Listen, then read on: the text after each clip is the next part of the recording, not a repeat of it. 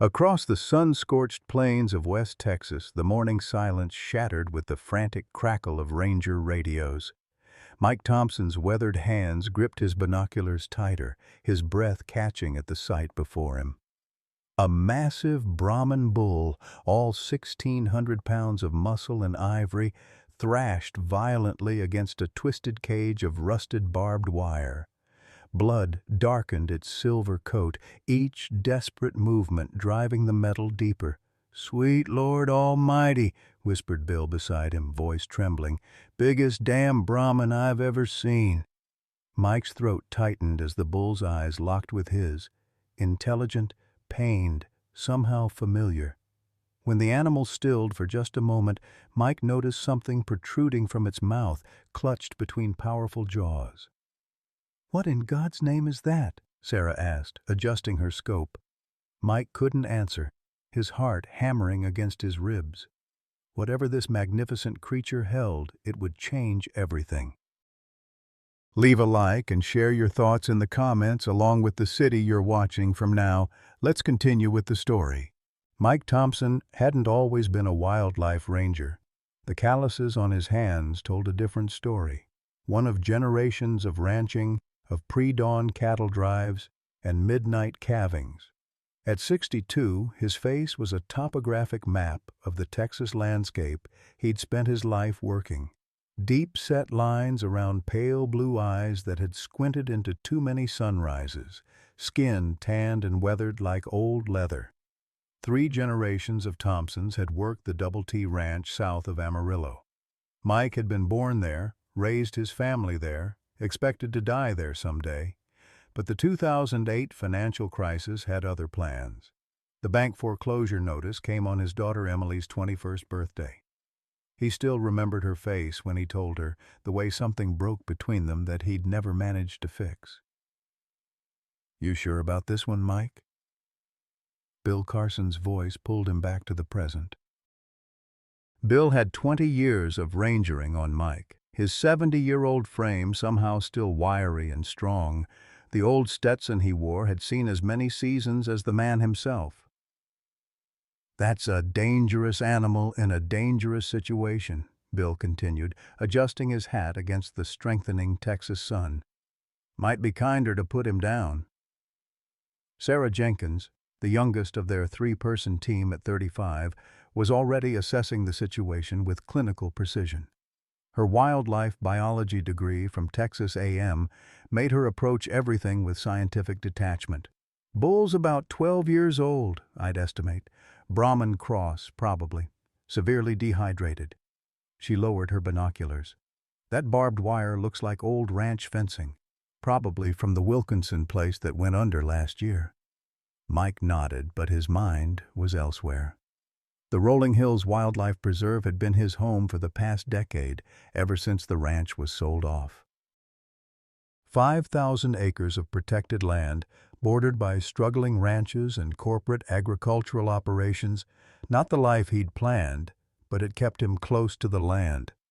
"Gonna need the heavy rescue equipment," Mike said finally, his Texas drawl thickened by emotion he couldn't quite place. "And call Doc Richards. Tell him to bring everything." "Mike, be reasonable," Sarah started. "The protocols for—" "I know the damn protocols," Mike cut her off, surprising himself with the sharpness in his voice. "But that's no ordinary bull." Bill and Sarah exchanged glances but knew better than to argue. In the 10 years Mike had been a ranger, his instincts about animals had proven nearly supernatural. As they moved back toward the vehicles, Mike paused, looking again at the suffering animal. Something about those eyes, the distinctive pattern of the coat. A memory tickled at the back of his mind, something he couldn't quite place. Whatever this bull was, whatever it carried in its mouth, Mike felt a connection that defied explanation, like greeting an old friend he'd long thought lost. The rescue operation mobilized with military precision. Mike drove the lead vehicle, a rugged Jeep that bounced over the uneven terrain while Bill radioed coordinates to the approaching veterinary team. In the back seat, Sarah prepared tranquilizer darts, her fingers moving with practiced efficiency. "We'll need to sedate him," she said, measuring the dosage. "Bull that size, in that state of distress, he could kill someone without even meaning to." Mike nodded, but said nothing. The knot in his stomach tightened as they approached the clearing where the bull was trapped. In the 30 minutes it had taken to gather equipment and return, the animal had stopped struggling. It stood eerily still now, massive chest heaving, eyes alert despite its obvious exhaustion. "Poor fella's worn himself out," Bill murmured as they parked at a safe distance. The Brahman bull was a magnificent specimen despite its dire situation. Standing over 6 feet tall at the shoulder with the distinctive hump rising above powerful shoulders, its silver-gray coat was streaked with dirt and blood where the barbed wire had cut into the flesh. The bull's dewlap, the loose skin hanging from its throat, swayed gently with each labored breath. "Look at those markings," Mike said softly, pointing to a distinctive black pattern on the bull's right flank. "Almost looks like—" "Like what?" Sarah asked, preparing the tranquilizer gun. Mike shook his head. "Nothing. Just reminds me of something." Dr. Richards arrived in a cloud of dust, his ancient pickup truck loaded with veterinary supplies. A stocky man in his 50s with salt and pepper hair, he'd been the go-to large animal vet in the county for decades. "Quite a predicament we got here," Richards said, surveying the scene. "What's the plan, Mike?" "Trank him first," Mike replied, his eyes never leaving the bull. "Then cut him free. Treat those wounds on site if we can." The bull watched them with unsettling intelligence, its broad head turning to track their movements. When its gaze met Mike's again, the ranger felt a chill run down his spine. There was something in those dark eyes, recognition, perhaps, or a silent plea. "What's he got in his mouth?" Richards asked, noticing the object clamped between the bull's jaws. "Can't tell," Sarah answered. "Looks like paper or fabric. He's been holding it the whole time we've been observing." Mike took the tranquilizer gun from Sarah. "I'll do it," he said firmly. The others knew better than to argue. Despite being the newest ranger, Mike had a way with animals that bordered on supernatural. He approached slowly, keeping his movements steady and predictable. The bull's ears flicked forward, focusing entirely on Mike. "Easy now, big fella," Mike murmured, his voice dropping into the gentle cadence he'd used with nervous cattle for decades. "Ain't gonna hurt you none. Just gonna help you out of this mess." 20 yards, 15, 10. The bull remained still, watching. Mike raised the tranquilizer gun, took aim, and fired in one smooth motion. The dart hit perfectly in the muscular shoulder. The bull flinched, but didn't charge or panic as expected. Instead, it lowered its massive head slightly, as if in resignation. "Well, I'll be," Bill whispered from behind. "It's like he knows we're helping." Within minutes, the tranquilizer began to take effect. The bull's legs buckled slowly, and it sank to the ground with surprising grace for such a massive animal. Even as consciousness faded, it seemed to keep its head positioned to protect whatever was in its mouth. As the team moved in with wire cutters and medical supplies, Mike knelt by the bull's head. Up close, the animal was even more impressive, and the nagging sense of familiarity grew stronger. The unique pattern on its flank, like a jagged lightning bolt, tugged at Mike's memory. "Careful with that wire," Richards directed as Sarah and Bill began cutting away the tangled metal. "Some of these wounds are deep. He's lucky. Another day out here, an infection would have set in." Mike barely heard them. He was focused on the object in the bull's mouth, visible now as what appeared to be a weathered, folded piece of paper or photograph, protected somehow from the animal's saliva. He reached toward it, but Richards stopped him. "Let's get him stabilized first," the vet cautioned. "Whatever that is, it can wait." The next hour passed in focused work. They cut away the barbed wire strand by strand, applied antiseptic to dozens of wounds, and administered antibiotics and fluids. Throughout it all, the bull remained sedated but somehow alert, its eyes periodically opening to find Mike. "Never seen a Brahmin with such distinct markings," Richards commented as he stitched a particularly deep wound. "This bull belonged to somebody, probably escaped during transport or from one of the corporate operations up north."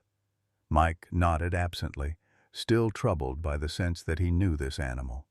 As Richards worked on the bull's hindquarters, Mike found himself drawn again to the object in its mouth.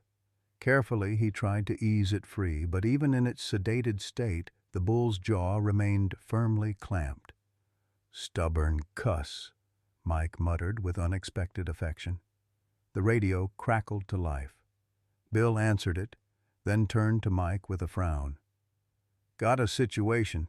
James Wilson's on his way here with the county sheriff. Says he's missing a valuable bull that matches this description." Mike's blood ran cold. James Wilson owned Sunrise Agricultural Enterprises, the corporate operation that had bought out half the struggling ranches in the county, including pieces of Mike's former property.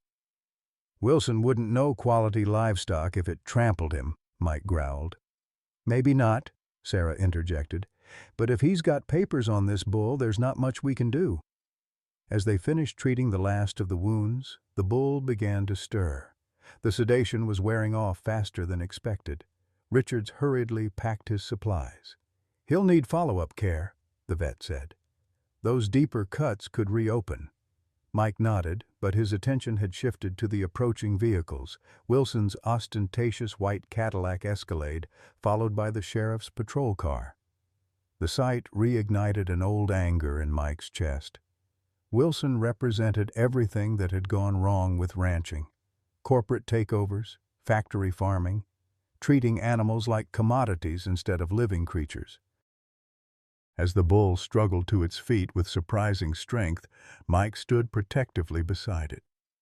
The animal shook its massive head, seemingly clearing away the sedation through sheer force of will. It turned toward Mike, and in that moment, as sunlight illuminated its distinctive flank marking, recognition hit him like a physical blow. "Thunder?" Mike whispered in disbelief. The bull's ears perked forward at the name. "Sweet Jesus," Mike breathed. "It is you." James Wilson emerged from his Escalade with the practiced confidence of a man accustomed to getting his way. His ostrich skin boots barely collected dust as he strode toward them, Sheriff Dave Harkins trailing behind like an apologetic shadow. "Thompson," Wilson nodded curtly, his eyes fixed on the bull. "I see you've found my property." Mike's jaw tightened. "This bull has a name. Thunder. And he was born on my ranch 15 years ago." Wilson's eyebrows rose slightly. "Is that so? Well, I have papers showing I purchased a Brahmin breeding bull matching this description from Southland Livestock Auction 3 years ago." He turned to the sheriff. "Dave, I'd appreciate if your office would facilitate the return of my livestock." Sheriff Harkins, a good man caught in an uncomfortable situation, shifted his weight. "Mike, if Mr. Wilson has proper documentation—" "Documentation?" Mike's voice rose. "I bottle-fed this bull as a calf when his mama died in a spring storm.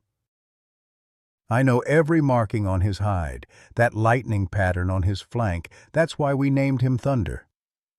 The bull, now fully alert, moved closer to Mike's side with surprising gentleness for such a massive animal. The gesture wasn't lost on anyone present. "Well, he sure seems to know you," Bill observed quietly. Wilson's smile tightened. "Animals recognize handlers, that's all. Doesn't change ownership." He pulled folded papers from his jacket pocket. "Sheriff, I've got the bill of sale right here." Sarah stepped forward, ever the voice of reason. "Gentlemen, this bull needs proper medical care regardless of who owns him. Those wounds need monitoring. My ranch has excellent veterinary facilities," Wilson countered smoothly. Mike felt something breaking inside him. the same helpless rage he'd experienced watching the bank take his family's legacy. He placed a weathered hand on Thunder's shoulder, feeling the animal's warmth, the steady rhythm of its breathing. "Look at him, Wilson," Mike said, his voice dropping dangerously low. "Really look. You telling me you remember this specific bull out of your what? 1,000 head of cattle? You know him personally, do you?" Wilson's confidence faltered momentarily. "My ranch manager handles the individual animals." Thunder shifted restlessly, and for the first time, everyone noticed he still held something carefully in his mouth. "What's he got there?" Sheriff Harkins asked, curiosity momentarily overriding the ownership dispute. "Don't know," Mike admitted. "He won't let it go. Been holding it since we found him." Dr. Richards, who had been observing silently, spoke up. "I've treated thousands of cattle in my career. Never seen one protect an object like this. It's unusual behavior." Wilson waved dismissively. "Probably just got tangled in some trash."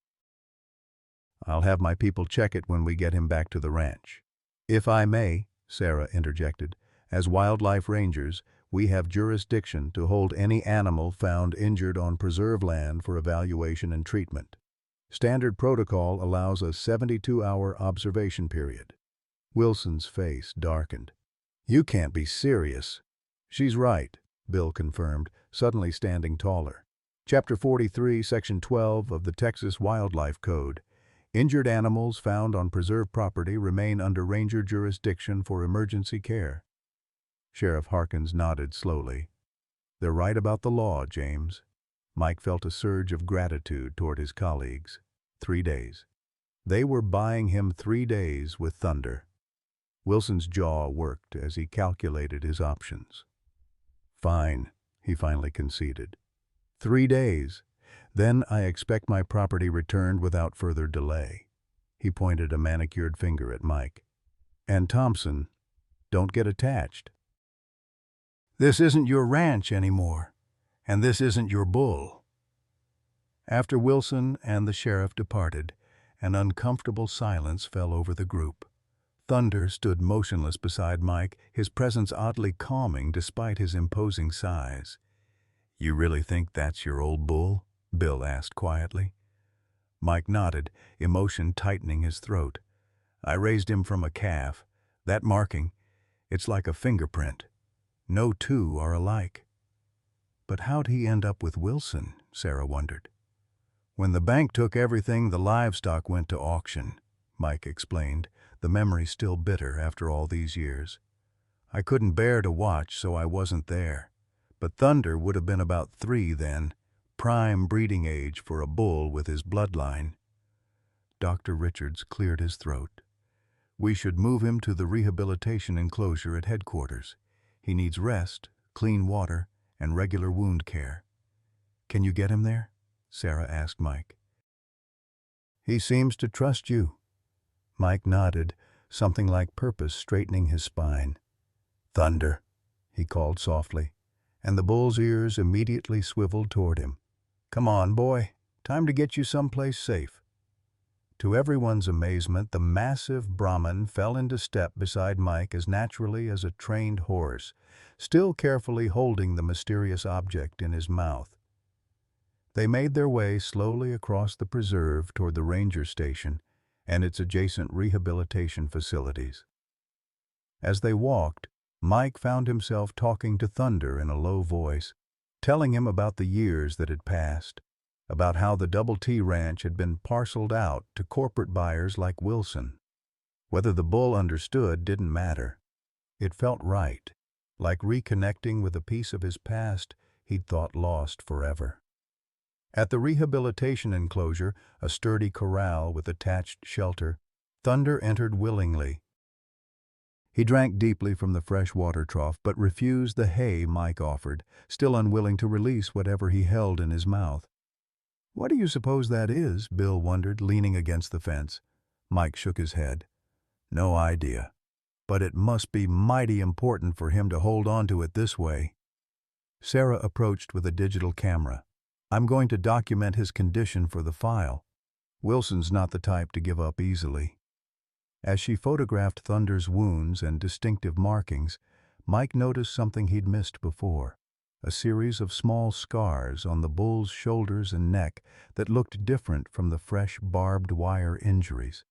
"Those aren't from today," he observed, pointing them out to Dr. Richards. The veterinarian examined them closely. "No, these are older, and they're not typical ranch injuries either." His expression darkened. "Mike, I hate to say it, but these look like prod marks. The kind you see when an animal's been mistreated." A cold anger settled in Mike's chest. "Wilson," he growled. "We can't prove that," Sarah cautioned. "But we can document everything, build a case if needed." As the afternoon stretched into evening, Mike refused to leave Thunder's side. The others returned to their duties with promises to check in later, leaving man and bull in a companionable silence broken only by the distant calls of birds and the rustle of wind through prairie grass. "What happened to you, old friend?" Mike murmured, reaching through the fence to stroke Thunder's massive shoulder. "And what are you holding on to so tight?" Thunder's intelligent eyes met his, and Mike could have sworn there was recognition there. Not just the vague familiarity of an animal with a human, but something deeper. The bull shifted closer to the fence, nearly leaning against it to stay near Mike. For the first time in years, Mike felt the crushing weight of everything he'd lost lift slightly. Whether by miracle or coincidence, a living piece of his past had returned. Whatever Thunder carried in his mouth, whatever had happened in the years between, Mike made a silent vow that Wilson would never take this bull back. Not while he had breath in his body. As sunset painted the Texas sky in brilliant oranges and purples, Mike Thompson sat with his back against the fence, keeping vigil beside a bull he'd once raised. Both of them scarred by the years, both of them survivors, both of them holding tightly to something precious they refused to surrender. Mike spent that first night sleeping on a cot beside Thunder's enclosure, waking every few hours to check on the bull. By morning, the animal seemed stronger, moving with more ease despite his injuries. Dr. Richards arrived early to change bandages and administer antibiotics. "He's doing remarkably well," Richards noted, observing Thunder's steady gaze following Mike's every movement. "Most bulls would be aggressive after trauma like this, but he's calm as an old saddle horse around you." Sarah arrived with coffee and breakfast tacos from the diner in town.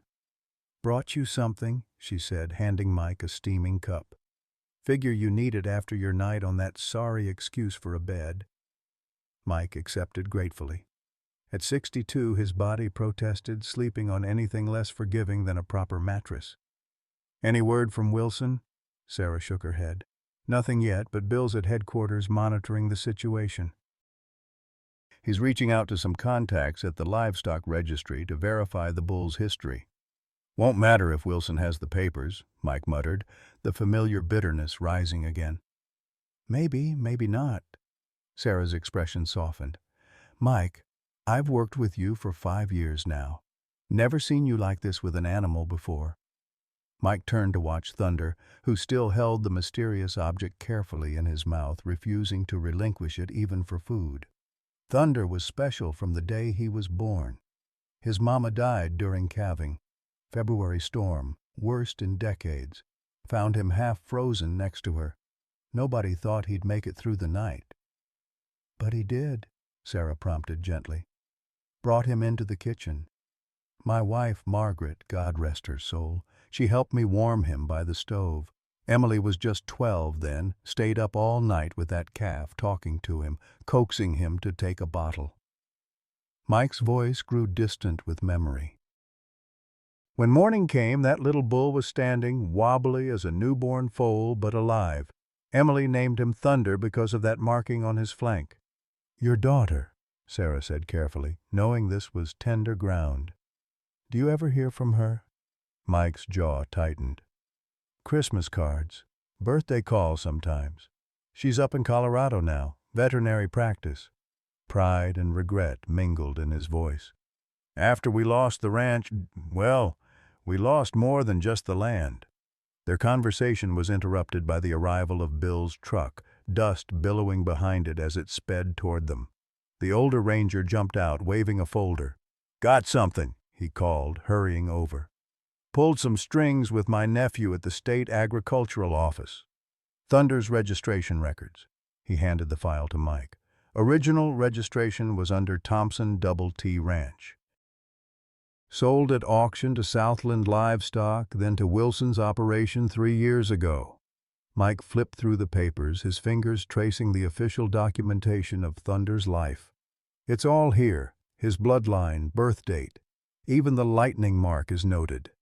"There's more," Bill continued, his excitement evident. "Called a buddy who worked the livestock auctions back then. He remembered Thunder, said a bull with that distinctive marking went for top dollar. Wilson outbid 2 other ranchers for him." "So, Wilson did legally purchase him," Sarah concluded, her disappointment evident. "Yes, but here's where it gets interesting." Bill lowered his voice. "My friend says Wilson's operation has been under investigation for animal welfare violations. Nothing proven yet, but there have been complaints. Those marks the doc found yesterday might not be isolated incidents." Mike's expression darkened. "I've heard rumors.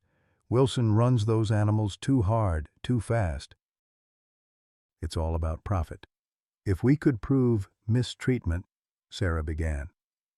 "We'd need more than old scars," Mike interrupted, "and we only have him for 2 more days under the wildlife code." Bill pulled out his phone. "Which is why I took the liberty of calling someone else." He grinned.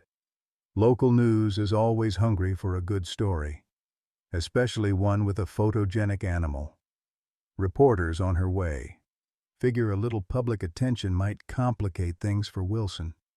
Mike frowned. "I don't want a circus, Bill." "Not a circus," Bill assured him. "Just a spotlight. Make it harder for Wilson to just take Thunder and disappear him back into his 1,000-head operation." Before Mike could object further, a truck pulled up bearing the logo of the Regional Veterinary Center. A young woman in a white coat emerged, carrying a portable ultrasound and other equipment. Dr. Richards greeted her warmly. "Mike, this is Dr. Lisa Martinez, specialist in large animal trauma. Thought we could use an expert opinion on those deeper wounds." Dr. Martinez shook Mike's hand firmly. "Dr. Richards filled me in. I'd like to do a full assessment if that's all right. Brought some equipment that might help us see if there's any internal damage." While the veterinarians prepared their equipment, another vehicle arrived, a news van from the local station. A smartly dressed reporter and cameraman approached, and Bill hurried to intercept them. "This is getting out of hand," Mike muttered to Sarah.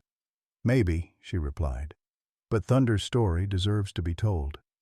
The next few hours passed in a flurry of activity. Dr. Martinez performed a thorough examination using portable equipment to assess Thunder's injuries.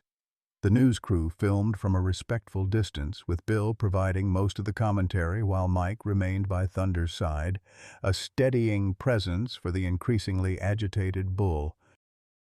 "He's remarkably healthy, considering everything he's been through," Dr. Martinez concluded, packing away her equipment. "The barbed wire didn't hit any major vessels, and there's no sign of infection setting in. Those older injuries, though—" She hesitated, glancing at Mike. "What about them?" he prompted. "They're consistent with electroshock prods used excessively and inappropriately," she stated professionally, but her eyes flashed with anger. "I've documented similar patterns in abuse cases. I'd be willing to testify to that if needed." The reporter, overhearing this last exchange, approached with microphone in hand. "Mr. Thompson, Alexis Reed from Channel 7 News. Is it true this bull was abused before being found injured on the preserve?" Mike glanced at Bill, who nodded encouragingly. Taking a deep breath, Mike faced the camera. "This bull's name is Thunder. He was born on my family ranch 15 years ago. After we lost the place in the financial crisis, he was sold at auction. The evidence suggests he hasn't been treated kindly since then. And now someone's claiming ownership? Alexis prompted. James Wilson of Sunrise Agricultural Enterprises has papers showing he purchased Thunder 3 years ago, Mike acknowledged. But ownership doesn't grant the right to mistreat an animal. The interview continued with Mike sharing Thunder's story, his birth during the storm, his special bond with Mike's daughter Emily, and his remarkable intelligence. Throughout it all, Thunder remained calm beside Mike, still carefully holding the mysterious object in his mouth. "What is he carrying?" Alexis asked, pointing to Thunder's mouth. "We don't know," Sarah answered. "He's refused to let it go since we found him." The cameraman zoomed in on Thunder's face, capturing the careful way he held whatever it was between his teeth. "One final question, Mr. Thompson," Alexis said. "What happens now?" Will Mr. Wilson be taking Thunder back when your temporary custody expires?" Mike met the camera's lens directly. "I'm hoping we can work something out that's in Thunder's best interest. This isn't just about ownership. It's about doing right by an animal that's clearly suffered." After the news crew departed, promising the story would air that evening, Mike sank onto a bench, suddenly exhausted. "Never thought I'd be on television defending a bull's rights," he said with a weak smile. "You did good," Bill assured him, sitting heavily beside him. "Got a feeling Wilson won't be happy, though." As if summoned by his name, a cloud of dust appeared on the horizon, Wilson's white Escalade returning to the preserve. This time, he was alone, no sheriff in tow. "Speak of the devil," Sarah muttered. Wilson parked haphazardly and strode toward them, his face flushed with anger. "What the hell do you think you're doing, Thompson?" "I just got a call that you're spreading lies about my operation on local news." Mike stood slowly, his joints protesting. "No lies, Wilson. Just telling Thunder's story." "Thunder?" Wilson scoffed. "It's livestock, not a pet. And you're interfering with my business." Dr. Martinez stepped forward, introducing herself. "Mr. Wilson, I've documented evidence of long-term abuse on this animal. Improper use of electric prods consistent with reports we've received about your operation." Wilson's expression shifted from anger to calculation. "You can't prove where those marks came from. That bull could have been injured anywhere." "Maybe," Mike conceded, "but the public tends to make up their own minds when they see an animal that won't even let go of whatever he's holding to eat." As if on cue, Thunder moved to stand behind Mike, still watching Wilson with wary eyes. Wilson assessed the situation, the two veterinarians with their documentation, the rangers with their legal hold, and the publicity now surrounding the case. His businessman's instincts clearly recognized a losing position. "What do you want, Thompson?" he asked bluntly. "Money? Is that it?" Mike shook his head. "I want Thunder to stay here at the preserve." "That bull is worth thousands as a breeder," Wilson countered. "Then name your price," Mike said firmly. "The preserve has a fund for special cases, or I'll take out a loan if I have to." Wilson laughed coldly. "Just like old times, eh, Thompson? Ready to go into debt for livestock? Didn't work out so well last time, as I recall." The barb hit its mark. Mike's financial wounds were as fresh as Thunder's physical ones. But before he could respond, Sarah intervened. "Mr. Wilson, consider the publicity. Channel 7 will air their story tonight. If you force the return of an animal with documented signs of abuse, after millions have seen him reunited with the man who raised him," she left the implications hanging. Wilson's jaw worked as he calculated angles, costs, benefits. Finally, he sighed in frustration. "Fine. 20,000. Cash. And I want a signed statement that you're retracting any accusations about my operation." 10,000, Bill countered. "And the statement will only say we've reached an amicable resolution regarding Thunder's ownership." More calculations flickered behind Wilson's eyes. 15. "And I want it done today." before that news story airs." Mike extended his hand. "Deal." As Wilson drove away, Mike turned to his friends. "I don't have that kind of money." "The preserve's special wildlife fund can cover it," Sarah assured him. "We've never had a better use for it." "And I've got some savings," Bill added. "Been putting away for a fishing boat, but this matters more." Overwhelmed by their support, Mike turned to Thunder, who had remained watchful throughout the confrontation. "Hear that, old friend? You're staying." For the first time since they'd found him, Thunder seemed to relax completely, lowering his massive head to gently bump against Mike's chest in a gesture so tender it brought tears to the old rancher's eyes. "Now," Dr. Richards said pragmatically, "let's see if we can figure out what he's been holding on to so carefully all this time." That evening, after the paperwork transferring Thunder's ownership was completed and Wilson had departed with his check and carefully worded statement, the small team gathered around Thunder's enclosure. The setting Texas sun cast long shadows across the preserve, painting everything in warm gold and deepening red. "How do we do this?" Sarah asked, eyeing Thunder's mouth where he still protectively held his mysterious treasure. "He's refused to drop it for food or water." Dr. Richards scratched his chin thoughtfully. "Sedation is an option, but I'd rather not stress his system again so soon." "Let me try something," Mike said quietly. He entered the enclosure, moving slowly toward Thunder. The massive bull watched him approach with intelligent eyes, showing no sign of fear or aggression. Mike stood directly before Thunder, close enough to feel the animal's warm breath. "Thunder," he said softly, holding out his weathered palm. "Let me see what you've been protecting, old friend." For a moment, nothing happened. Then, with deliberate care, Thunder lowered his massive head and opened his mouth. A wet, folded object dropped into Mike's waiting hand. "Well, I'll be," Bill whispered from beyond the fence. "That bull understands English better than my grandson." Mike carefully unfolded the sodden paper, his hands trembling slightly. It was remarkably intact despite being carried in Thunder's mouth for who knew how long. As the folds fell away, revealing what lay within, Mike's breath caught sharply. "My God," he whispered. It was a photograph, weathered, stained, but unmistakable. A teenaged girl with auburn hair and Mike's own blue eyes stood beside a younger Thunder, her arm thrown affectionately across the bull's shoulder. Emily, his daughter. "What is it?" Sarah called, unable to see clearly in the fading light. Mike couldn't answer, his throat closing with emotion. He turned the photo toward them, his hand shaking visibly now. Dr. Martinez moved closer, squinting at the image.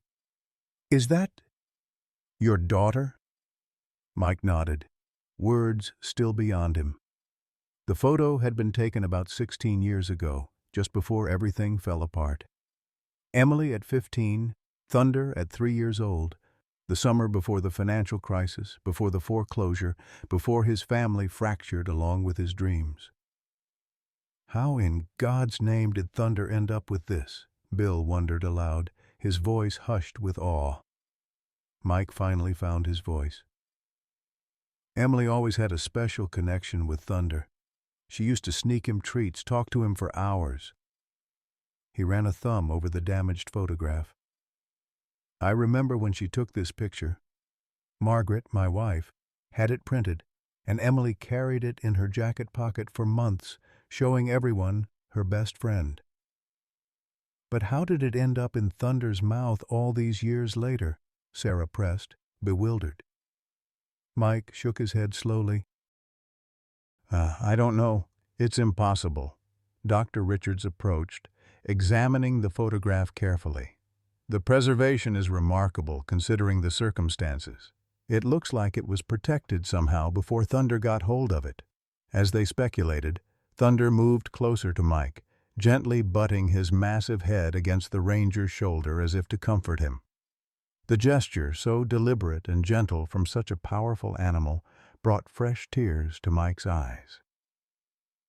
"The Channel 7 news van is pulling up," Bill announced, breaking the emotional moment. "They must be doing a follow-up after hearing about the ownership transfer." Mike hastily wiped his eyes, carefully tucking the photograph into his shirt pocket. "Let them come." Thunder's story just got even more remarkable. Reporter Alexis Reed approached with her cameraman, her expression eager. "Mr. Thompson, we heard you've reached an agreement with Mr. Wilson." "Is it true the bull will remain here at the preserve?" Mike nodded, gathering his composure. "That's right. Thunder will live out his days here, where he'll be properly cared for. And we understand there's been a development regarding what the bull was carrying in his mouth?" Mike hesitated, his hand unconsciously moving to cover the pocket containing Emily's photograph. Some things felt too personal, too precious to broadcast to the world. "We found something that confirms Thunder's connection to my family's ranch," he said carefully. "It's significant to me personally." Alexis sensed there was more to the story, but respected his reluctance. She shifted gears smoothly. "Dr. Martinez, what can you tell us about Thunder's condition now?" As the interview continued, Mike found himself distracted, his thoughts turning to Emily. They hadn't spoken properly in years. Not since the awful fight after the foreclosure when she'd accused him of mismanaging the ranch, of destroying their family legacy through poor decisions. Her words had cut deeper than any financial loss, and the rift had never truly healed. Did she ever think about Thunder? Would she care that he had somehow carried her image through all these years? "Mr. Thompson?" Alexis's voice pulled him back to the present. "Is there anything else you'd like to share with our viewers?" Mike looked at Thunder, standing calmly beside him, and made a spontaneous decision. "Actually, yes. If anyone out there knows Emily Thompson, my daughter, please tell her that Thunder is here at Rolling Hills Preserve. Tell her," his voice caught, "tell her he kept her picture safe all these years, and he'd sure like to see her again." He paused, then added quietly, "So would I." After the news crew departed, promising the story would lead the late broadcast, an unexpected silence fell over the group. The revelation of the photograph had shifted something fundamental in their understanding of Thunder's journey. "Mike," Sarah said gently, "have you tried calling Emily yourself?" He nodded, sudden exhaustion evident in his posture. "Left a message on her cell phone. We haven't had a real conversation in years, usually just holiday calls and awkward small talk. Doubt she'll call back." Bill placed a supportive hand on his friend's shoulder. "Don't be so sure. Some things are meant to be, like Thunder finding his way back to you after all this time." Mike managed a tired smile. "Maybe you're right." He turned to the veterinarians. "What's next for our patient?" "Thunder's doing remarkably well," Dr. Richards replied. "The wounds are clean, no sign of infection. He'll need rest, good nutrition, and regular monitoring, but I'm optimistic about his recovery." "I'd like to come back tomorrow to check those deeper lacerations," Dr. Martinez added. "But honestly, he's one of the most resilient animals I've worked with." One by one, the others departed. First the veterinarians, then Sarah, with a promise to handle the administrative paperwork for Thunder's permanent placement. Bill lingered longest, clearly concerned about his friend. "You should get some real sleep tonight," he advised. "Thunder's safe now. The preserve's night staff will keep an eye on him." Mike nodded, but made no move to leave. "I'll head out soon. Just want a few more minutes." After Bill reluctantly departed, Mike sat alone with Thunder in the growing darkness. The massive bull lay nearby, seemingly content in Mike's presence. The photo from Thunder's mouth rested in Mike's hands now, and he studied it in the dim light from the enclosure's security lamp. "How did you get this, old friend?" he murmured. "And why did you hold on to it so tight?" Thunder's only response was a soft snort and a gentle shifting of his massive body. Mike's mind drifted back to the last time he'd seen Thunder before today, the day the auction trucks came. Emily had been inconsolable, locking herself in a room after screaming that she hated him for losing everything. He'd been too broken himself to comfort her properly, too ashamed of his failure. The memory of that day still burned. The men loading animals into trailers. Margaret's silent tears as she watched their life being dismantled. And Emily? God. Emily's face when she realized Thunder was being taken. She'd run out to the paddock, throwing her arms around the young bull's neck, sobbing against his silver coat. Had she given Thunder this photograph then? Was that even possible? Mike's exhausted mind couldn't make sense of it. The weight of the day's events settled heavily on his shoulders, and despite his intention to leave soon, he found himself drifting to sleep right there beside Thunder's enclosure, the precious photograph clutched in his hand. He woke with a start to the sound of his phone ringing. Disoriented, he fumbled for it in the dark, shocked to see it was past midnight. The caller ID made his heart skip. Emily Thompson. His daughter was calling. With a trembling finger, he answered. "Emily?" "Dad." Her voice so familiar yet strange after all this time. "I just saw the news. Is it really Thunder? Our Thunder?" Mike's throat tightened. "It's him, Em. Same lightning mark on his flank, same gentle eyes." He paused. "He had your picture, Emily. That old photo of you two from the summer you turned 15. He was carrying it in his mouth when we found him." The line went quiet for so long that Mike thought they'd been disconnected.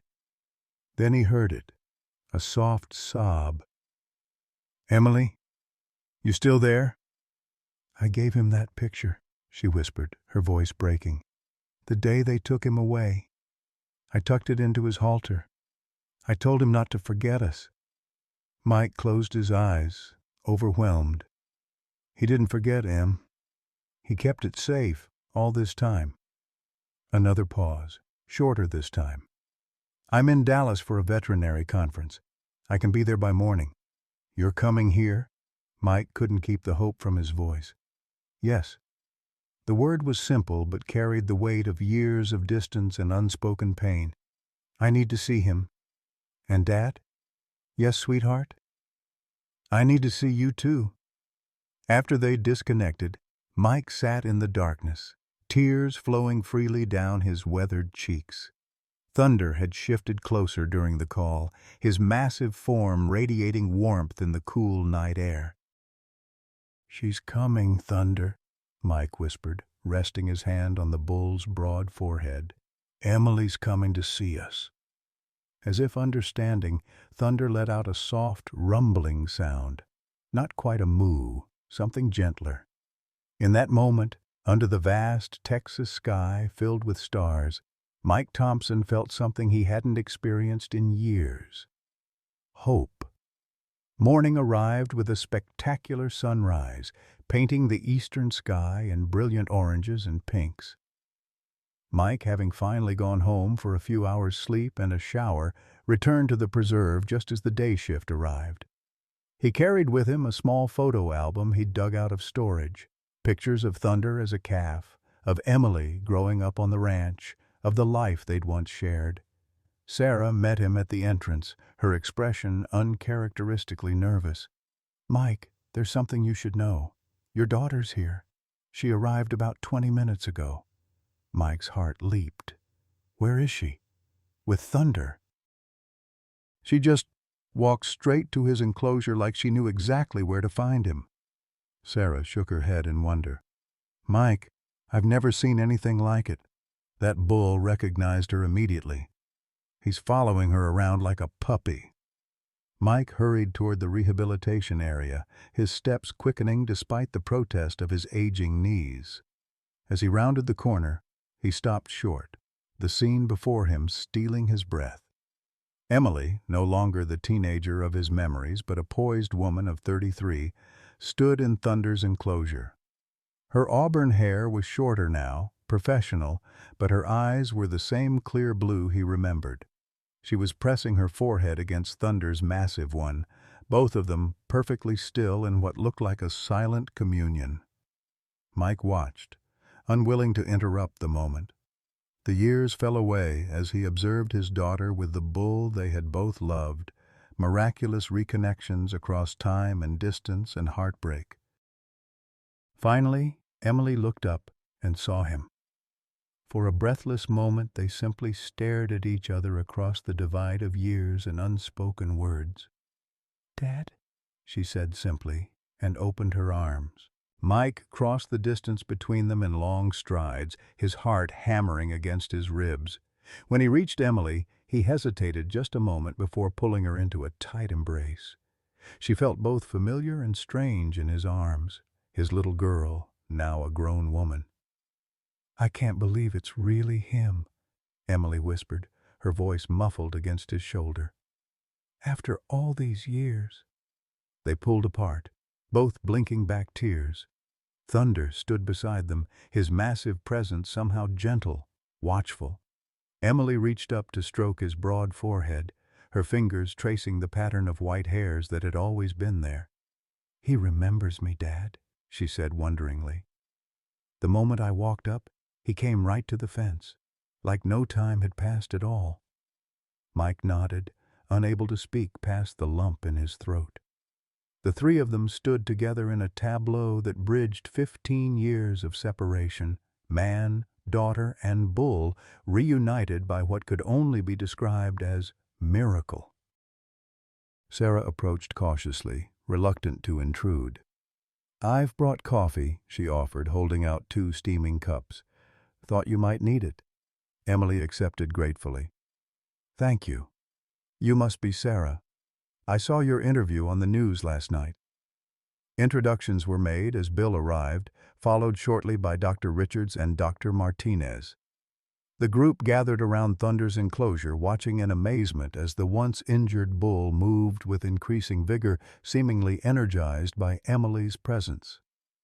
"His recovery is remarkable," Dr. Martinez observed. "The wounds are healing faster than I would have expected." Emily nodded, her professional demeanor emerging. "I noticed that too. His hydration is good, and there's minimal inflammation around the deeper lacerations." She ran her hands expertly along Thunder's flank. "What are you using for the antibiotic protocol?" As the 2 veterinarians fell into shop talk, Mike stood back, watching his daughter with pride and a deep ache for all the years they'd missed. She had followed her childhood dream after all, becoming the veterinarian she'd always wanted to be. "She's something, your girl," Bill murmured, coming to stand beside him. "Got your stubborn chin and your way with animals." Mike nodded, emotion tightening his chest. "Never thought I'd see them together again." "Life's got a funny way of coming full circle," Bill replied, his weathered face creasing in a smile. "Like that picture Thunder was carrying. Some things are just meant to find their way home." After the morning's examination was complete and Thunder had been given fresh water and feed, Emily approached Mike with hesitation in her steps. "Dad, can we talk? Just us?" They walked together to a small picnic area overlooking the preserve, sitting side by side on a weathered bench. For a long moment, neither spoke, the weight of unresolved history heavy between them. Emily broke the silence first. "I owe you an apology." Mike shook his head. "You don't owe me anything, Em." "I do." She turned to face him fully. "What I said to you when we lost the ranch, it was cruel and unfair. I was 18 and angry and scared, but that's no excuse." Mike swallowed hard. "I failed you, failed the whole family. You had every right to be angry." "No." Emily's voice grew firmer. "I blamed you for something that wasn't your fault. The financial crisis took down operations twice our size, ranches that had been stable for a century. It wasn't your mismanagement, Dad. It was a perfect storm that nobody could have weathered." Her words unlocked something that had been sealed tight in Mike's chest for 15 years, a knot of shame and self-recrimination that had never fully dissolved. "I've carried that with me," he admitted quietly. The look on your face that day, when you said I'd destroyed everything your grandfather and great-grandfather had built, it haunted me. Emily's eyes filled with tears. I was wrong, so wrong, and too proud to admit it, even after I grew up enough to understand what really happened. She reached for his hand. Can you forgive me? Mike squeezed her fingers tightly. There's nothing to forgive, sweetheart. You were just a kid who lost her home. I lost more than that, Emily said softly. I lost my family. Mom's gone now, and you and we've been like strangers for so long. The mention of Margaret, who had passed 5 years earlier after a brief battle with cancer, brought fresh pain. Mike had called Emily when her mother was diagnosed, again when she died, and once more after the funeral. Each conversation had been stiff, formal, weighted with unspoken grief. I should have been there, Emily whispered. For Mom's funeral? For you. You were establishing your practice, Mike said, the old excuse sounding hollow even to his own ears. She understood. No. Emily shook her head firmly. I was still punishing everyone, you, Mom, myself, still running from the pain of losing the ranch, of losing Thunder, of watching everything fall apart. Her voice broke. And now I find out that Thunder somehow kept my picture all these years, like he was waiting for us to find our way back to each other. Mike pulled the damaged photograph from his pocket, smoothing it carefully on his knee. Dr. Richards thinks it was protected somehow before Thunder got hold of it, maybe laminated or in a plastic sleeve that eventually broke down. Emily nodded. I put it in a little waterproof pouch, the kind people use for IDs when they go swimming, attached it to his halter with a zip tie. Her voice grew distant with memory. I told him to keep it safe until we could find each other again. The image of his heartbroken teenage daughter saying goodbye to her beloved bull, entrusting him with her photograph like a talisman, broke something open in Mike's heart. He wrapped an arm around Emily's shoulders and pulled her close. He did what you asked, Mike said softly. Kept it safe until the right moment. They sat together in silence, watching the Texas landscape stretching before them, the morning light turning the preserve into a tapestry of gold and green. After a while, Emily spoke again, her voice steadier. I've been offered a position at the large animal clinic in San Antonio, she said. It would mean relocating from Colorado.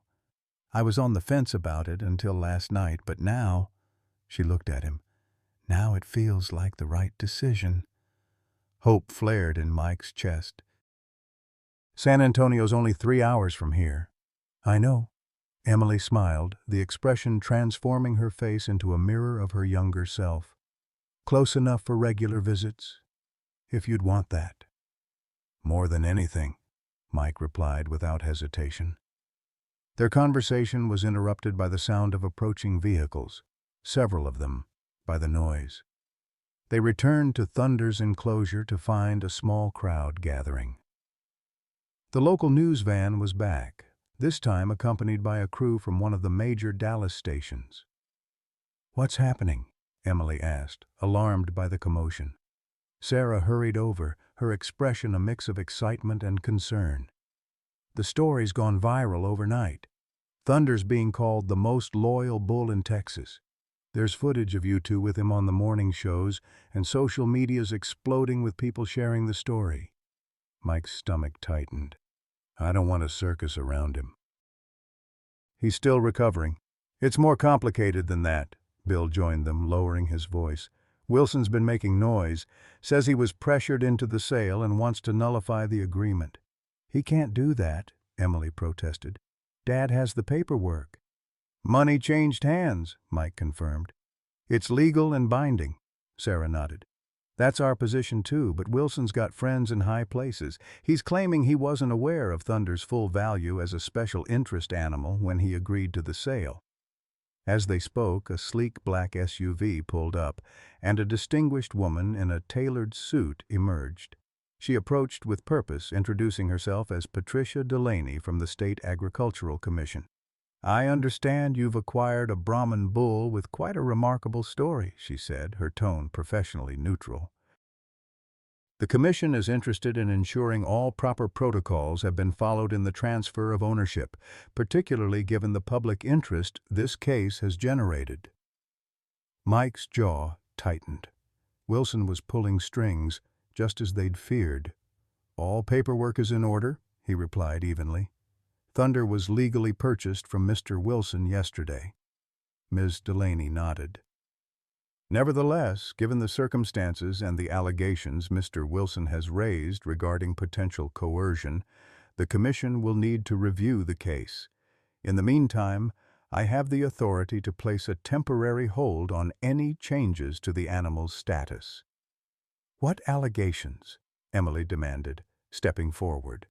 Her professional demeanor was gone, replaced by the fierce protectiveness Mike remembered from her youth. My father and the preserve paid fair market value for Thunder. There was no coercion. Mr. Wilson claims he was pressured through threats of negative publicity, Miss Delaney replied smoothly.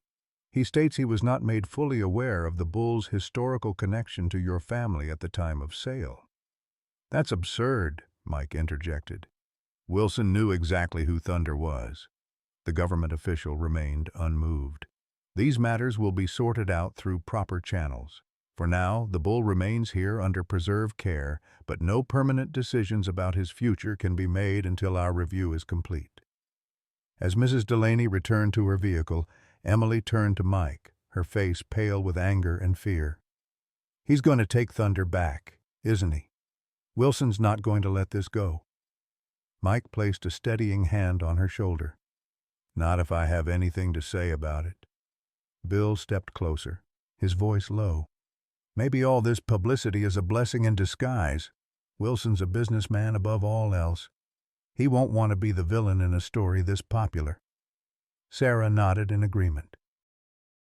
The preserve's social media accounts have been flooded with supportive messages. People love the idea of Thunder carrying Emily's picture all these years, finding his way back to the family that raised him. Mike considered their options. Wilson had money and influence, but the court of public opinion was a powerful force too. Thunder's story had clearly touched something in people. Perhaps the universal longing for home, for reconnection, for things lost to be found again.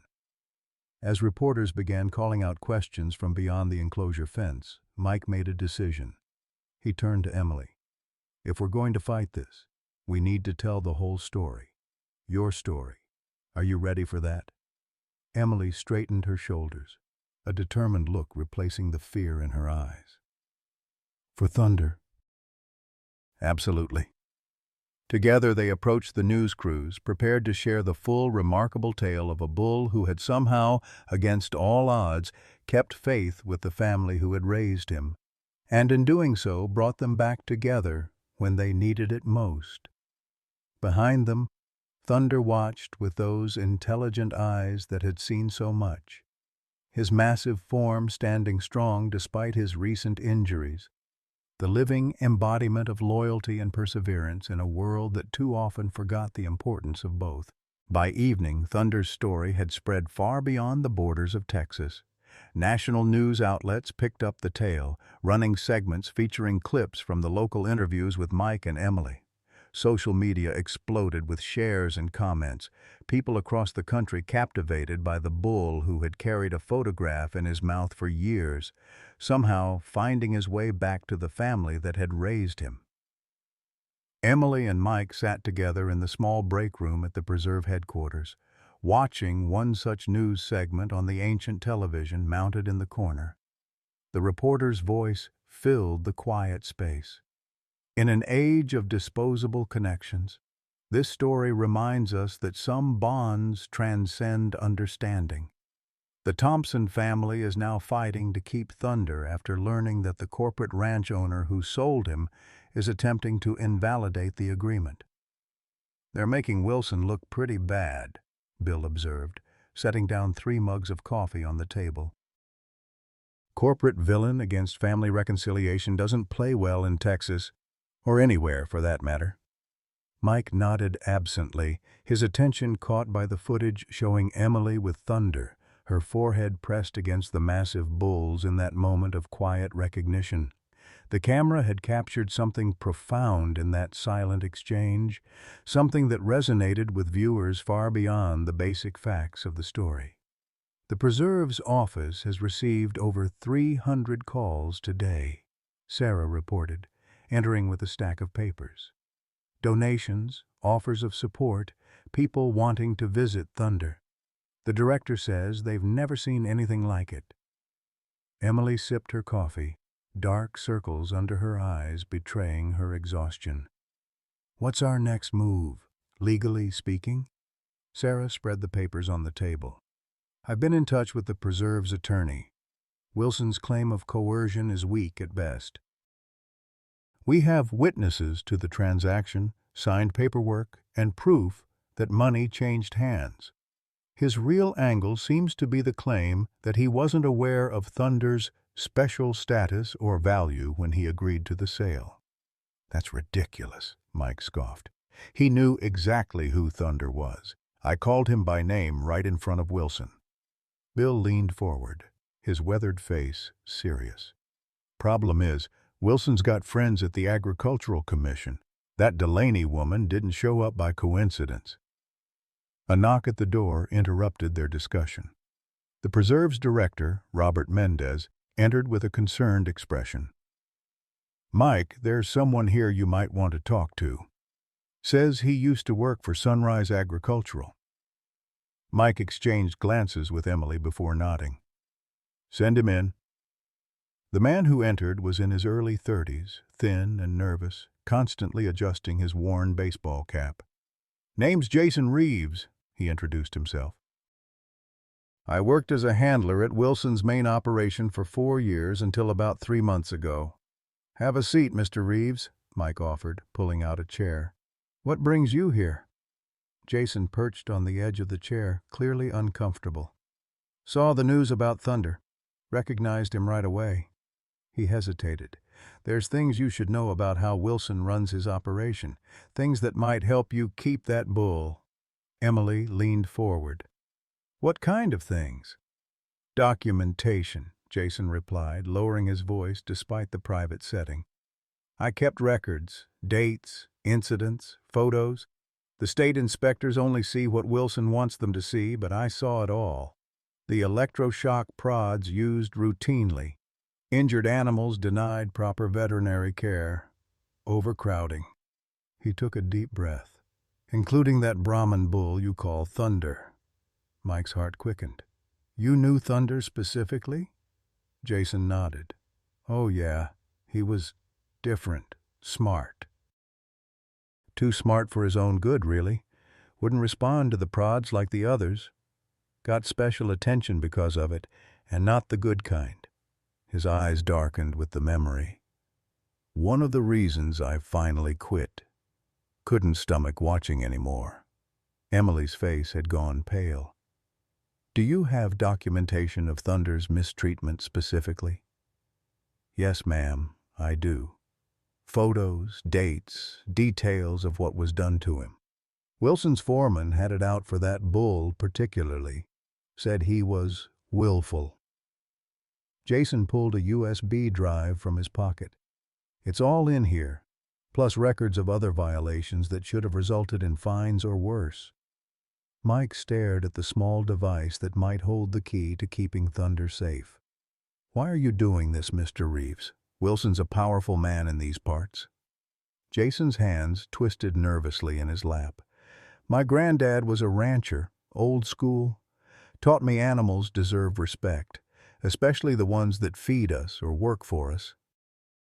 What goes on at Sunrise, it's not right. Never was. He met Mike's eyes directly.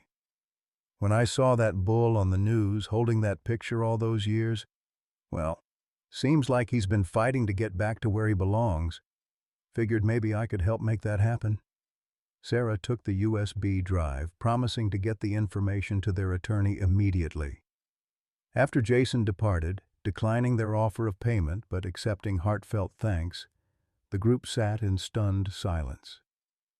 If what he's saying is true, Bill finally spoke, Wilson's got more to worry about than just losing one bull.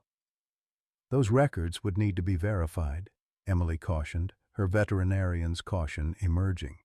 But if there's documented evidence of systematic mistreatment— Mike stood abruptly, moving to the window that overlooked Thunder's enclosure. The bull was visible in the evening light, his silver coat glowing against the darkening sky. All these years, he murmured. All these years, and he never forgot. Kept Emily's picture safe somehow, survived God knows what kind of treatment, and found his way back to us. Emily joined him at the window, placing a gentle hand on his arm. We'll fight for him, Dad. Whatever it takes. The next morning brought a flurry of activity. The preserve's attorney arrived early, having spent most of the night reviewing Jason's evidence. His assessment was cautiously optimistic. There's enough here to file a countersuit if Wilson pursues invalidation of the sale, he explained. More importantly, there's grounds for a formal investigation into animal welfare violations at Sunrise Agricultural. The Agricultural Commission won't be able to ignore this regardless of Wilson's connections. As they strategized next steps, Sarah burst into the room, her face flushed with excitement. You need to see this, she announced, turning on the television and switching to a local news channel. James Wilson's face filled the screen, standing behind a podium at what appeared to be a hastily arranged press conference. His usual confident demeanor seemed strained as cameras flashed around him. After careful consideration, Wilson was saying, his voice tight, Sunrise Agricultural Enterprises has decided to permanently relinquish all claims to the Brahman bull known as Thunder. While the circumstances of the recent sale were unusual, we recognize the special bond between this animal and the Thompson family. Mike and Emily exchanged incredulous glances as Wilson continued. Furthermore, Sunrise Agricultural is announcing a comprehensive review of all our livestock handling procedures to ensure they meet the highest industry standards for animal welfare. We are committed to ethical and humane treatment of all animals under our care. He's folding, Bill whispered in disbelief, cutting his losses before those records go public. The attorney nodded, impressed. Smart move on his part. Better to look magnanimous about one bull than face scrutiny of his entire operation. As Wilson fielded questions from reporters making vague statements about evolving best practices and the special case of Thunder, Mike felt Emily's hand slip into his. They watched in silence as their adversary essentially surrendered, presenting himself as generous rather than defeated. Is it really over? Emily asked, her voice small with cautious hope. The attorney closed his briefcase. I'll want to get a formal release of claims in writing, but essentially yes. Thunder is yours, or rather, the preserve's, without further legal challenge. The news spread quickly throughout the preserve. Staff members stopped by to offer congratulations, many of them having followed the dramatic story as it unfolded. Dr. Richards arrived to check Thunder's healing wounds, pronouncing him recovering remarkably well, all things considered. By midday, Mike and Emily found themselves alone with Thunder for the first time since the media frenzy began. The massive bull greeted them at the fence of his enclosure, his intelligent eyes seemingly aware of the shift in circumstances. He knows, Emily said softly, stroking Thunder's broad forehead. Somehow, he knows everything's going to be all right now. Mike nodded, emotion tightening his throat. Always was the smartest animal on the ranch. Your mother used to say he had an old soul. Emily smiled at the mention of her mother, the pain of that loss softened somehow by this unexpected reconnection to their shared past. I wish Mom could see this. See us. She'd say it was meant to be, Mike replied, the certainty in his voice surprising even himself. Margaret always believed some things in life come full circle if you wait long enough. As they stood together with Thunder, the weight of 15 years of estrangement continued to lift from their shoulders.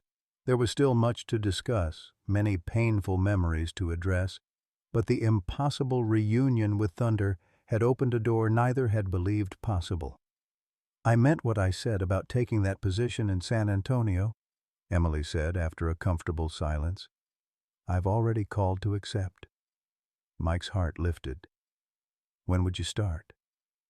"Next month. I'll need to find a place to live, wrap things up in Colorado." She hesitated. "I was thinking I might stay with you for a week or two while I look for something permanent, if that's okay." "More than okay," Mike assured her, barely containing his joy at the prospect. "The house is nothing fancy, but the spare room's yours for as long as you want it." Emily's gaze returned to Thunder. "What happens to him now?" "Will he stay here at the preserve?" Mike nodded. "The directors already approved a permanent arrangement. Thunder will have this enclosure and the attached pasture for life. I'll continue caring for him as part of my duties. And I'll visit every chance I get," Emily promised, addressing the bull directly. Thunder responded with a gentle nudge of his massive head against her shoulder. As afternoon faded toward evening, they were reluctant to leave, both sensing the pivotal nature of this day. Everything had changed, not just Thunder's future, but their own. The photograph that had miraculously survived in Thunder's care now rested in Emily's pocket, a tangible reminder of the mysterious connections that sometimes defy explanation. "Dad," Emily said suddenly, her expression turning serious, "there's something I need to ask you." Mike tensed slightly, years of difficult conversations making him wary. "What is it, Em?" She took a deep breath. "Those last few years on the ranch before we lost it, were you happy? Looking back now, do you have good memories, or is it all tainted by how it ended?" The question caught him off guard, forcing him to reflect on a period of his life he'd largely sealed away. "I was happy," he said finally, surprised by the certainty he felt. The financial stress was there, sure, especially toward the end. But watching you grow up on that land, working alongside your mother, building something together, yes, I was happy." Emily nodded, absorbing his words. "I've been angry for so long I think I convinced myself it was all bad, that losing the ranch just exposed problems that were already there." Her voice softened. "But it wasn't true. We were happy, weren't we? The three of us, and all the animals. Thunder." "We were," Mike confirmed, reaching out to place a weathered hand on hers. "And maybe that's worth remembering, even with how it ended." As the Texas sun began its descent, painting the preserve in golden light, Mike Thompson stood with his daughter and a bull who had somehow brought them back together against impossible odds. The wounds of the past weren't fully healed, some never would be, but in Thunder's remarkable journey, they had found something they'd both been missing: the courage to remember the good alongside the painful, and the hope that broken things might yet be mended. Thunder watched them with those knowing eyes. The bull who had carried a photograph and a family's fractured heart across years and miles, somehow understanding that his journey and theirs had finally led home. 3 months later, the Texas summer had given way to a mild autumn. The Rolling Hills Wildlife Preserve bustled with visitors, many making the journey specifically to see the bull whose story had captured hearts across the country. Thunder had become something of a celebrity, though the preserve carefully managed access to ensure his continued recovery and well-being. Mike Thompson stood at the fence of Thunder's expanded enclosure, watching a small group of school children listen wide-eyed as a tour guide recounted the remarkable tale. The massive Brahman bull observed the proceedings with dignified interest from a respectful distance, his silver coat gleaming in the October sunlight. "He's looking good," came Emily's voice as she approached, carrying 2 cups of coffee. She handed one to Mike before joining him at the fence. "Those last wounds have healed nicely. Mike nodded, accepting the coffee gratefully. At 62, the morning chill settled deeper in his bones than it once had. Doc Richards says he's as healthy as a bull half his age. Something about having purpose agrees with him. Emily smiled, watching Thunder with the professional assessment of a veterinarian layered over the affection of a lifelong connection. In the 3 months since their reunion, she had settled into her new position at the San Antonio clinic, making the 3-hour drive to visit nearly every weekend. The small guest room in Mike's modest house had gradually accumulated her belongings: books, a favorite throw blanket, photos, marking it as a true second home. "How's the new clinic?" Mike asked, falling into their comfortable rhythm of catching up. "Busy," Emily replied. "We've had an influx of rescue horses from that neglect case near Austin. But the team is good. Dedicated." She hesitated. "They've asked me to establish a special division focusing on rehabilitation for abused livestock." "It would mean more responsibility, but also more flexibility with my schedule." Mike studied his daughter with quiet pride. At 33, Emily had grown into a woman of remarkable capability and compassion. The past months had revealed the adult she'd become during their years apart, successful in her career, thoughtful in her approach to the world, and gradually more open about reconnecting with him. "You should take it," he encouraged. "You've always had a way with the hardest cases." They fell silent, watching as the school children moved on to the next exhibit. Thunder, sensing their attention had shifted, ambled majestically toward where Mike and Emily stood. "Still can't believe how many people come to see him," Mike observed. "The director says visitor numbers are up 40% since Thunder's story went public." "People need stories like his," Emily replied, reaching out to stroke Thunder's broad forehead as he approached. "Reminders that loyalty and connection matter, that finding your way back home is possible even after years apart." Mike heard the deeper meaning in her words. Their own journey of reconciliation had progressed in careful steps over these months. Conversations that sometimes stretched late into the night. Painful memories gradually unpacked, moments of unexpected laughter that bridged the years of silence. It wasn't always easy, but like Thunder's healing wounds, their relationship was mending with time and care. "Got something to show you," Mike said, pulling an envelope from his jacket pocket. "Came in yesterday's mail." Emily accepted the envelope, raising an eyebrow at the official seal of the State Agricultural Commission. Inside was a formal certificate naming Thunder a Texas Livestock Heritage Ambassador in recognition of his extraordinary story and contributions to public education about the bond between humans and animals. "They're making it official," Emily laughed, shaking her head in wonder. "Thunder's gone from nearly being seized to receiving state honors." "Gets better," Mike continued. "Preserve director called this morning. They've approved funding for a special Thunder educational exhibit, going to renovate the Old West barn into a center focusing on animal cognition, bonds between humans and livestock, ethical ranching practices." Emily's eyes widened. "That's incredible, and fitting considering everything that's happened." "They want our input on the displays," Mike added. "Photos from Thunder's early days on the ranch, that sort of thing." "Thought maybe we could go through those old albums together, pick out the good ones." The suggestion carried significance beyond the simple task. The albums held their family history, memories of Margaret, of the ranch, of the life they'd lost, and were now cautiously reclaiming in a different form. "I'd like that," Emily said softly. Thunder nudged gently against the fence, drawing their attention back to him. Even after months of regular interaction, Mike was still struck by the bull's seeming awareness, the intelligent focus in his dark eyes. "Brought you something, old friend," Emily said, reaching into her bag to produce a bright red apple.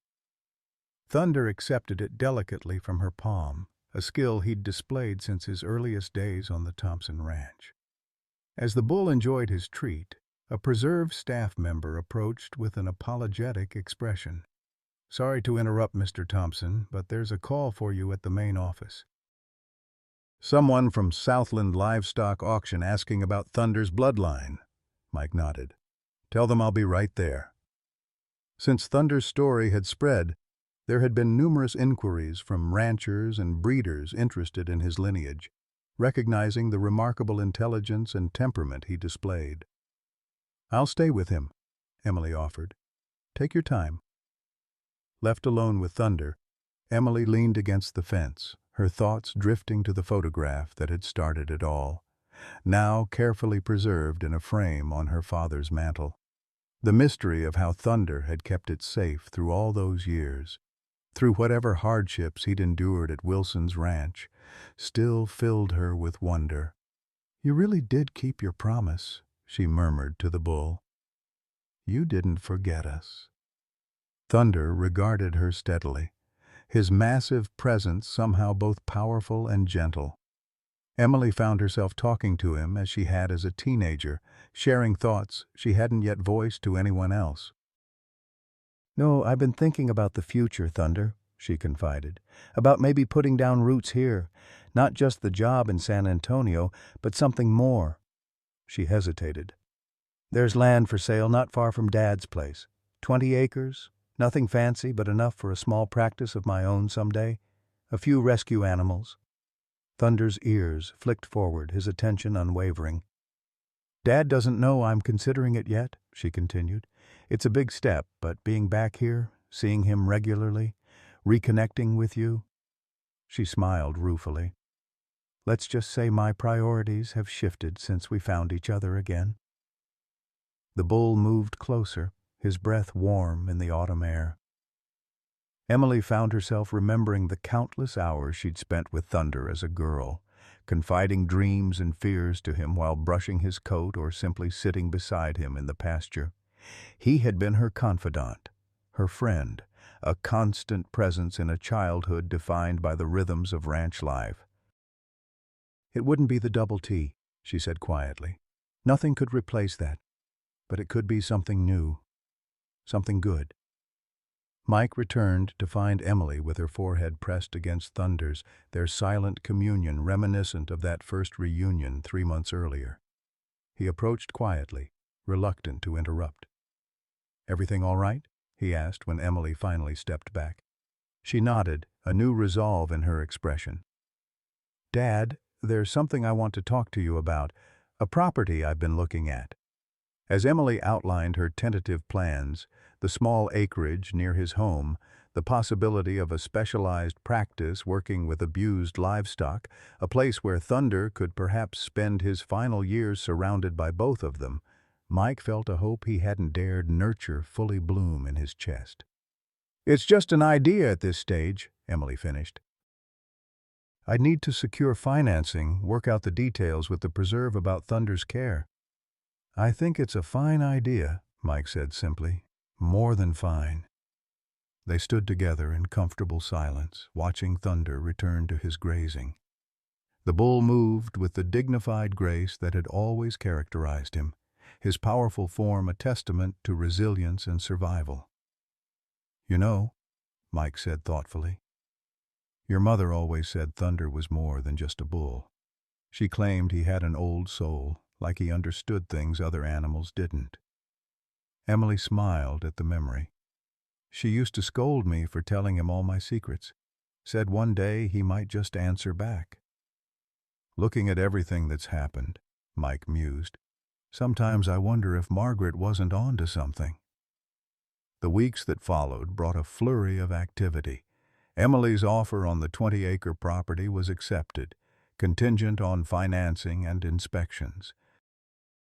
The preserve began planning the Thunder educational exhibit, collecting photographs and stories from Mike about the bull's early years on the Thompson Ranch. Local schools arranged field trips specifically to see the famous bull who never forgot his family. Through it all, Thunder remained a steady presence, seemingly content in his expanded enclosure, accepting visitors with regal patience, but always most animated when Mike or Emily appeared.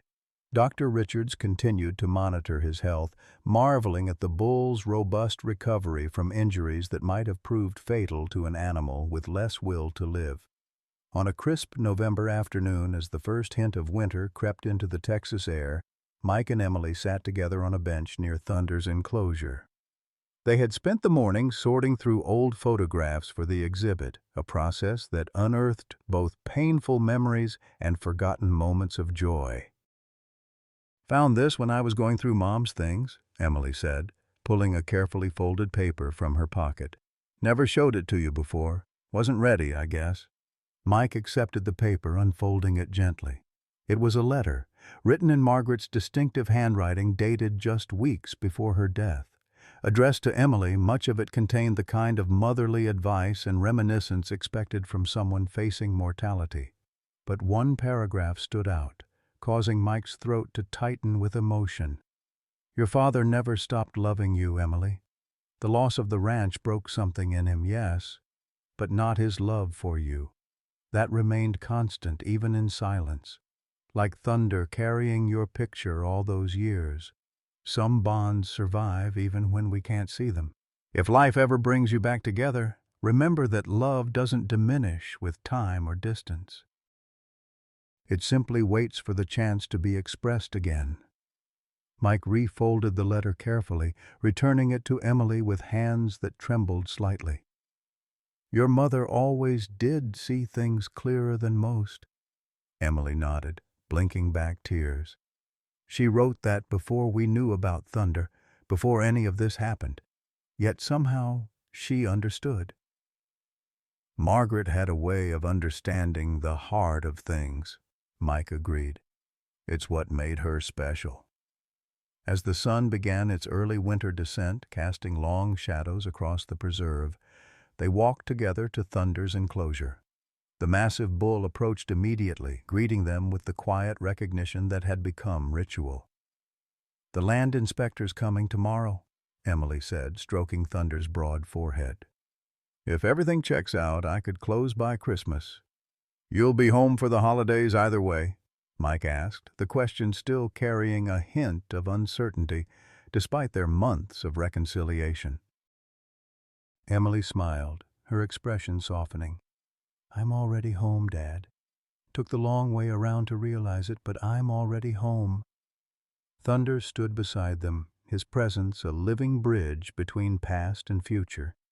Whatever mysterious journey had brought him back to them, whatever strange providence had preserved a young girl's photograph in his care through years of separation, had given the Thompsons something many never receive, a second chance at family, at connection, at healing old wounds. As twilight settled over the Texas landscape they all loved, Mike Thompson stood with his daughter and a bull named Thunder, who had somehow, against all odds, kept faith when humans could not. Together they watched the stars emerge, three souls connected by a bond that transcended understanding but not belief. The belief that some things, once truly loved, find their way home, no matter how long the journey or how difficult the path. Mike and Emily's journey with Thunder reminds us that it's never too late for reconciliation. After 15 years of painful estrangement following the loss of their family ranch, a remarkable bull carrying a weathered photograph brought them back together. As we age, we often carry the weight of broken relationships and missed opportunities, believing some bridges can never be rebuilt. But Thunder's story shows us that the bonds of family run deeper than our hurts.